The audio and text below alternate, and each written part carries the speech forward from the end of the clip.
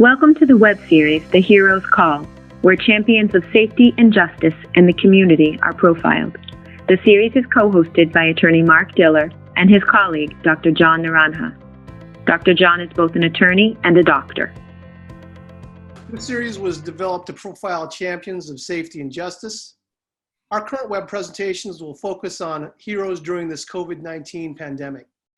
The motivation for recognizing these champions of safety and justice is to highlight the many positive stories, contributions, and services underlying the hardships arising from COVID-19. We understand that our world has a lot of negativity right now, and that as a community, there's a lot of us who are suffering.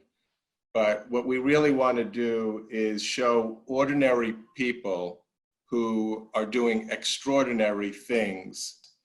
And our guest today is Mr. Mahlon Williams. He's the owner of I Love Boston Sports. Mr. Williams, welcome. It's nice to see you here today. Thanks for coming. Thank you very much for having me. Hi, Mahlon. Hello. Can you tell us a little bit about, how you got started or where you grew up? So when I was at Fidelity, I had just gotten promoted to a regional vice president position covering New England. And I was in charge of training my replacement. And the person that I was training, my mentee, if you will, had just transferred from California.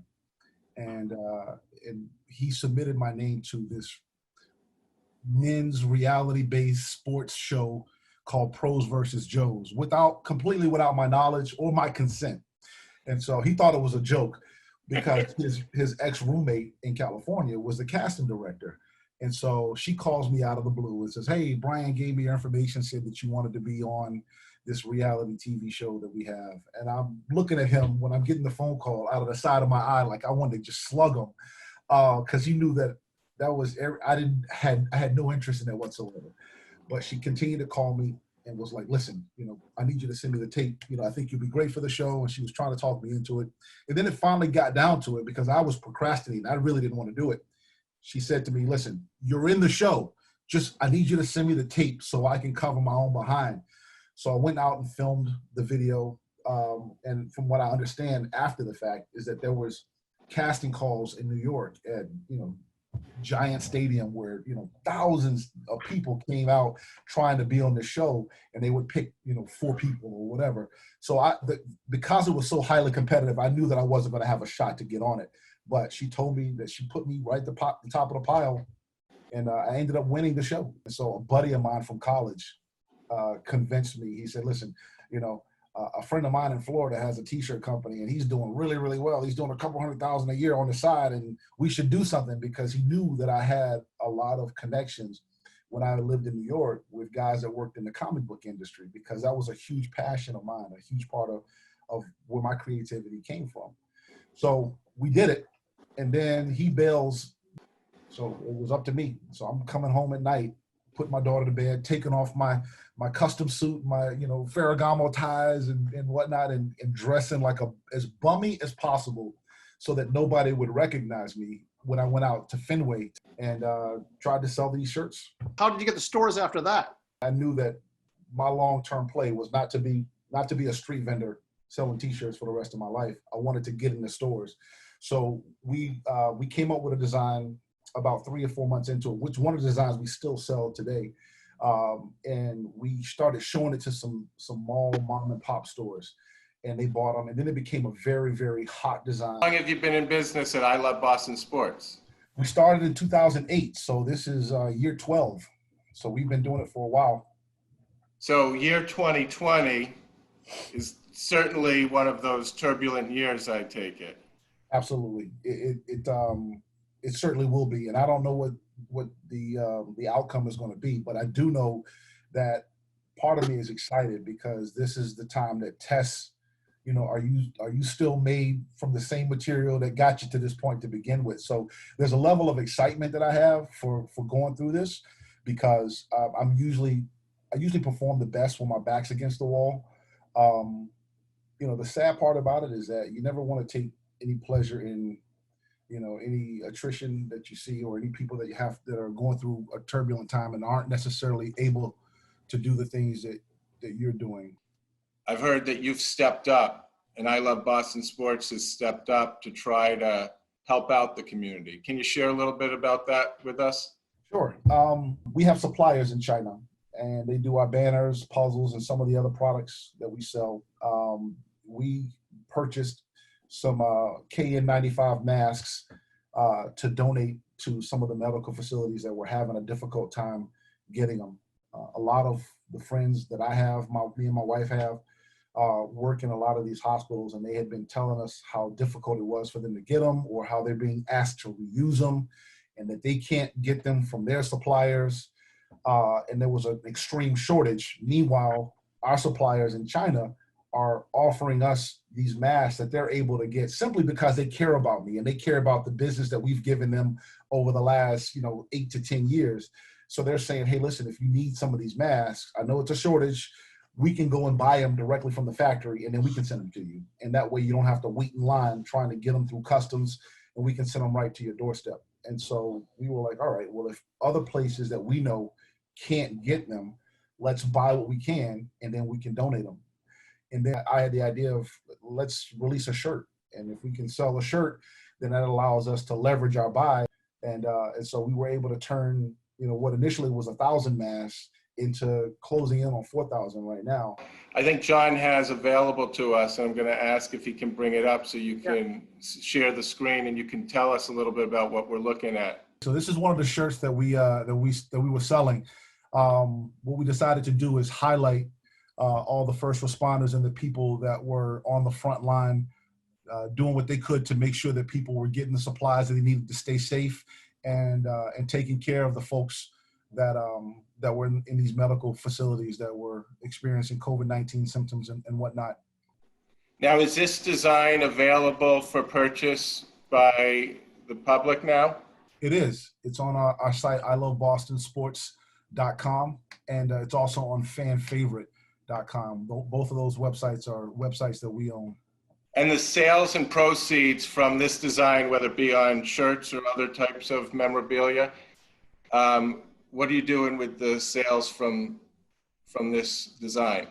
So we use the proceeds from the sales of this shirt, as well as our other Stand Strong shirt, to roll that into more PPE equipment, the KN95 masks, or we use that to purchase other shirts that we then donate to some of these medical facilities. Thanks for sharing, and thanks for everything you're doing. Can you show us the other picture, John? I know that you had another one there. Just want to ask you, what are we looking at here? So this is from MGH. The gentleman on the right is an MGH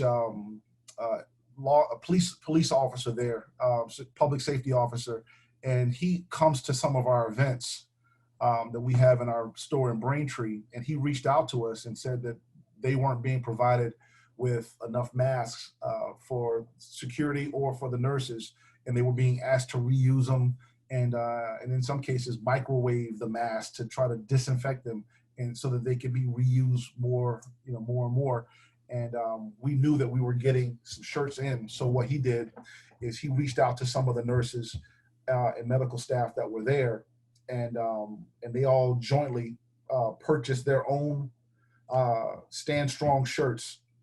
And what that allowed us to do is to take those proceeds from the purchase. We gave them a bulk rate, and we took those proceeds and leveraged it to buy masks, and then we donated those masks to MGH, and we're actually going back there tomorrow to bring them more masks and T-shirts. Let's see the next picture, please, John.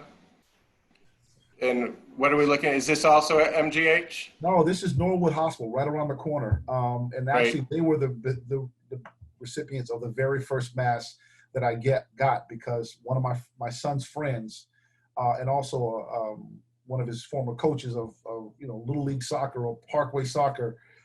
They're close friends of ours. He's a doctor there at Norwood Hospital, and he said that they were in desperate need of them. So when I got my first batch of 40 to see if they were acceptable, we gave them to him and another facility, and then we followed up with, I believe it was another 100 or 150 masks. A lot of these periphery hospitals, I don't know if there's a pecking order or if there's a priority list that the state has, but some of these medical facilities don't get products that quickly.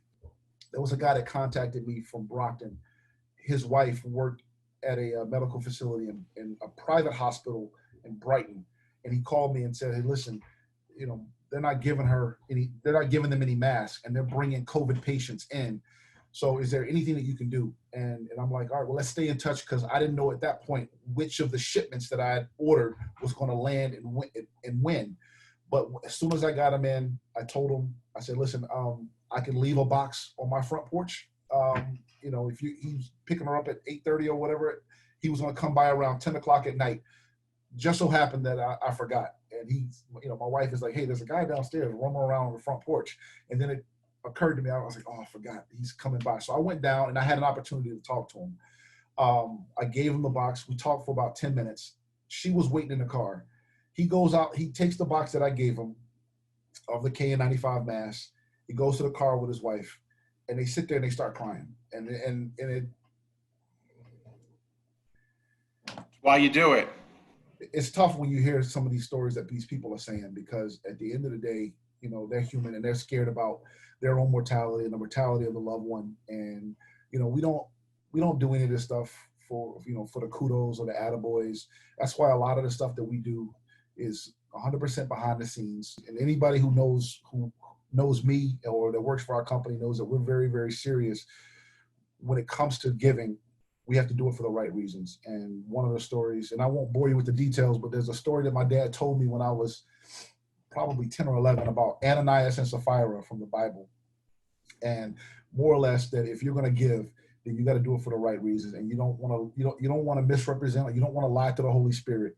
And so whenever we make a move and want to do something to give to somebody, we always have to make sure that we're doing it for the right reasons, and that we're not doing it for vanity purposes, so that we can, you know, that's why I hate giving the big checks with the name on it and hand it over to so-and-so for the photo op. That kind of stuff doesn't matter to me. We're highlighting you not for the vanity, but we're highlighting you for the inspiration, because we hope the same way that your father gave you that level of perspective and inspiration, that other people will see this and see what you've done to help the community, and they can play their own small part, whatever it is. And one of the ways might be just by purchasing your shirts, right? And then those proceeds will continue to go to support our frontline workers and getting the masks. Absolutely. All right, good. So, and can they find that all at the website? ilovebostonsports.com. They can see, you know, what we're doing. We've updated to some of the places that we've donated to. We've given away probably 6,000 or 7,000 t-shirts now for people to make masks. And these were shirts that were old inventory that we were going to sell to TJ Maxx before all of this happened. But at this point, all bets are off. So, you know, if somebody can use them to make masks, then by all means, we're happy to give it away. We just ask that you don't sell it. Just pay it forward. So I know that we've run long with our interview here today, but it's really been enjoyable talking to you and getting to know you, and keep up the good work. Thank you, Thank guys. you. I appreciate the time. Thanks, Mahlon. Thank you. Take care.